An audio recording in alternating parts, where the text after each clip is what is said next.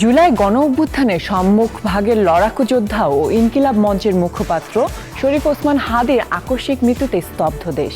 শোকের ছায়া নেমে এসেছে বিনোদন অঙ্গনেও।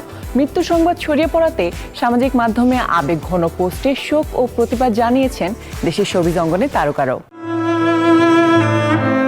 টানা ৬ দিন মৃত্যুর সঙ্গে লড়াই করে বৃহস্পতিবার রাত 10:45টার দিকে সিঙ্গাপুরের একটি হাসপাতালে চিকিৎসাধীন অবস্থায় শেষ নিঃশ্বাস ত্যাগ করেন জুলাই গণ অভ্যুত্থানের সম্মুখভাগের লড়াকু যোদ্ধা ও ইনকিলাব মঞ্চের মুখপাত্র শরীফ ওসমান হাদি। হাদির মৃত্যুতে নেটিজেনদের পাশাপাশি সামাজিক যোগাযোগ মাধ্যমে শোক ও প্রতিবাদ জানিয়েছেন দেশের শোবিজ অঙ্গনের তারকারাও। সঙ্গীত শিল্পী কনক চাপা লিখেছেন, হাদি হত্যা দ্রুত বিচার এবং আসামি ও ষড়যন্ত্রকারীদের দৃষ্টান্তমূলক শাস্তি চাই।